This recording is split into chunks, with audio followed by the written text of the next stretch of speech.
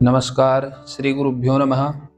ज्योतिष के अंदर बात करेंगे प्रेत दोष और उसकी शांति हेतु। सबसे पहले जानेंगे प्रेत दोष है क्या, प्रेत दोष होता कैसे है, प्रेत संज्ञा किसको बोलते हैं, प्रेत की संज्ञा किसको दी जाती है। जहां पर कोई व्यक्ति अपने देह से जो अपने कर्तव्य होते हैं उनका बोध नहीं कर पाता, जो करने योग्य कार्य है उनको नहीं कर पाता, जैसे प्रकृति का संरक्षण, जीवों पर दया, या माता पिता की सेवा, या अपने कुटुंब परिवार की जो सुरक्षा है, संरक्षा है, उसको नहीं कर पाता, कर्तव्यों से अधूरा रह जाता है या उसके बारे में जानता ही नहीं है, तो इस देह के पश्चात में जो उसकी आत्मा है उसको एक प्रेत योनि प्राप्त होती है। क्योंकि सदगति उसी की होती है जो संतुष्ट व्यक्ति होता है। संतुष्ट व्यक्ति होगा कब? एक आत्म संतुष्टि सबसे ज्यादा कब होती है? जैसे हम किसी की सेवा करें या सेवा भाव रखें, सबके प्रति सत्य बोले, ऐसा करने से आत्म संतुष्टि होती है। और जब आत्म संतुष्टि हो जाती है तब अगर देह छूटती भी है तो यह आत्मा प्रेत तत्व को प्राप्त नहीं होती, बल्कि भगवान के चरणों में लीन या अपनी दूसरी गति या पितरादि की गति या परम गति को प्राप्त कर लेती है। लेकिन जब हम अपने कर्तव्यों को पूरा नहीं कर पाते और भ्रमित होकर के रह जाते हैं, तो ऐसी अवस्था में जब हमारी देह छूटती है तो आत्मा को एक प्रेत योनि प्राप्त होती है।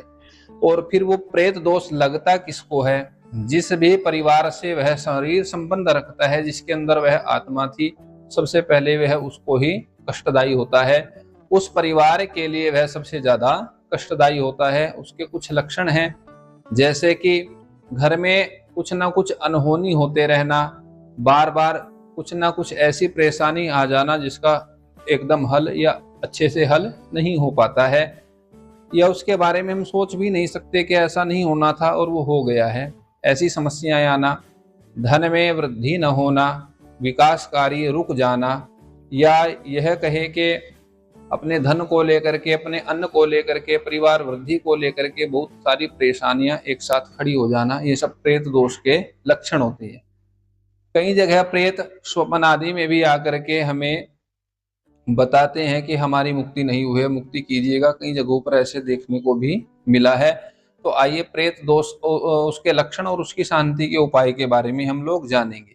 सबसे पहले जो कुंडली का सूत्र है, पाराशर शास्त्र के अनुसार यदि सूर्य और शनि पंचम भाव में हो, सूर्य कुंडली में और शनि पंचम भाव में हो, क्षीण चंद्रमा सप्तम भाव में हो, चंद्रमा कमजोर होकर के, क्षीण होकर के, कृष्ण पक्ष का अमावस्या के आसपास होकर के सप्तम भाव में बैठा है, और राहु और गुरु यदि लगन में हो, राहु और गुरु यदि इकट्ठे होकर के लगन या द्वादश भाव में बैठे हुए हों, तो इसका मतलब है ऐसे जातक की कुंडली में प्रेत दोष होता है।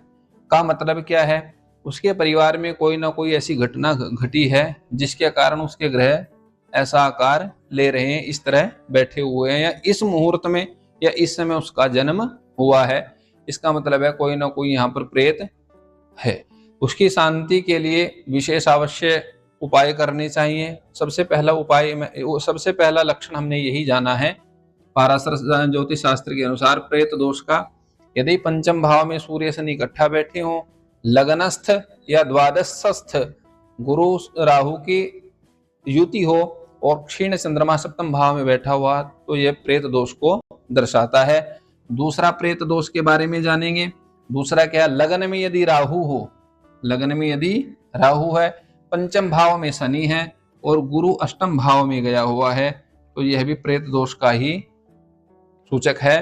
तो इसका मतलब यह जान लेना चाहिए कि इस व्यक्ति या इस जातक की कुंडली में प्रेत दोष है। कहीं ना कहीं इनके यहाँ पर अकाल मृत्यु या ऐसा कोई जीव गया हुआ है जिसकी गति नहीं हो पाई है। उसकी विशेष शांति के लिए आपको अलग अलग आराधना करके उसकी तृप्ति आप कर सकते हैं, उसको मोक्ष दिला सकते, उसको गति सदगति दिला सकते हैं। तो प्रेत दोष शांति के सबसे पहले उपाय है त्रिपिंडी श्राद्ध, श्राद्ध कर्म बोलते हैं। श्राद्ध कर्म अवश्य करें। एक साल में एक बार श्राद्ध आते हैं, पूरे 16 दिन के श्राद्ध होते हैं, तो उसके अंतर्गत इस प्रेत दोष शांति हेतु श्राद्ध कर्म अत्यावश्यक करें। इसमें गायत्री का पाठ, गायत्री का जाप, दशांश, हवन, तर्पण आदि करें। ऐसा करने से अथवा विष्णु सहस्त्र नाम करने से या भगवान नारायण का लगातार जाप करने से भी आप इस प्रेत दोष को दूर कर सकते हैं। विशेष पिंडदान आदि अत्यावश्यक प्रेत के लिए करने चाहिए, या साप्ताहिक श्रीमद् भागवत महापुराण का मूल पाठ करें, उसको करने से भी प्रेत दोष की निवृत्ति होती है।